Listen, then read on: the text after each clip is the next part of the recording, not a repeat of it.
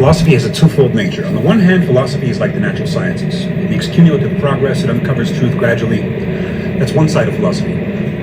On the other side, you have the fact that philosophy is more like the arts, the fine arts. It has rising periods of brightness and falling periods of decay. There are great periods in philosophy. It's not necessarily cumulative, just as the arts are not necessarily cumulative. And this has not really been picked up, but I think this is essentially the difference between analytic and continental philosophy. The analytic philosophers see themselves as natural scientists. They see themselves as making cumulative progress in detail on small frontline research programs and short journal articles. It's the culture of the sciences very much. Whereas continental philosophy is a tradition of great figures, great periods in philosophy like German idealism or phenomenology that seem to rise above the rest, and philosophy is not treated as cumulative. So I think there's a lot more to be said about that, and people talk as though the difference between these two kinds of philosophy is scandalous. Two kinds of philosophy, even though there are 24,500 species of fish, somehow having two kinds of philosophy is supposed to be this horrible intellectual scandal that we need to eliminate immediately. Even Badiou, one of our own, claims to be beyond this distinction because he works on set theory, he also works on poetry. But I don't think that's quite it. I think that you need to look at a deeper sense in which philosophy is polarized between these two ways of looking at truth. One, that truth is a gradual cumulative process of piling up minute discovery on minute discovery. The other, a sense in which truth comes in bursts. And ironically, Badiou is not really beyond that distinction. Badiou is an archetypal continental philosopher in this sense, right? Because his theory of the event, it's not something that gradually gets better and better and better. The subject is formed only intermittently at certain times in history. So Badiou is actually the textbook example of a continental philosopher, and that's fine. I'm in that camp myself. But I think this deadlock was not resolved by Montano, and it will continue forever until someone comes up with a new kind of philosophy that incorporates both of those somehow. But that's not my theme tonight. That's only an appetizer.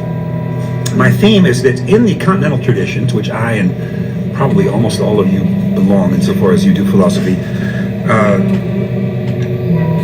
realism has never been a serious option. Among analytic philosophers, you can always find people who say the real world exists outside the mind. We can know it using certain methodological procedures. In continental philosophy, it's been viewed with scorn as a kind of pseudo-problem or a waste of time. In this sense, it's ditched realism altogether. I've been telling this anecdote in my seminars today about the Richard Rorty archive, which does exist at UC Irvine.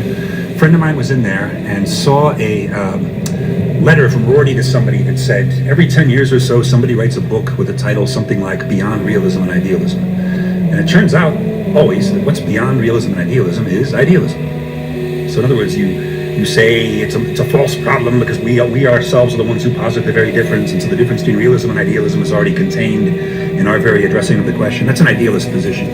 A realist position is much more straightforward. It doesn't just mean that the world exists outside of our minds, but that's the first essential step. There are some things that realism also doesn't contain, and some other features that are very important that I'll get to tonight. I'd say it wasn't until about the last 10 or 12 years that you started seeing explicitly realist positions in continental philosophy with a straight face, without smirks or winks or crossed fingers.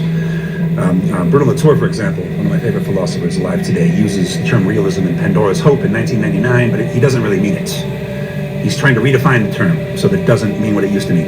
Derridians now, a lot of Derridians are saying Derrida is actually a realist, but all they're trying to do is redefine the term realism so that it's not this threatening outside, so that it's always already incorporated into what Derrida was doing, which is an explicitly anti-realist project. Manuel de Landa, along with the speculative realists, even before, Manuel de Landa was an EGS faculty member, was the one who was saying that Deleuze is a realist.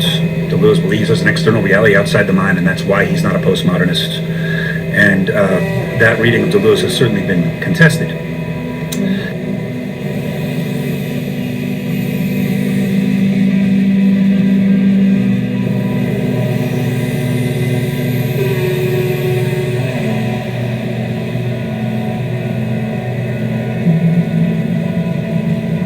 I'm going to try to explain tonight, though, why realism is not just a reaction to postmodernity and relativism, but that it's interesting and even weird. That it's actually the weirdest thing going if you look at it the right way.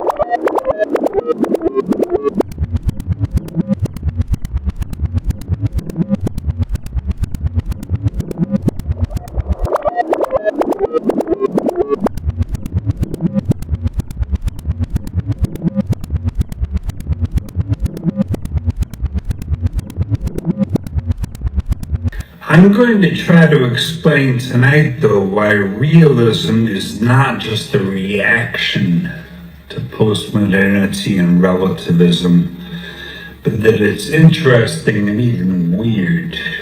That it's actually the weirdest thing going if you look at it the right way.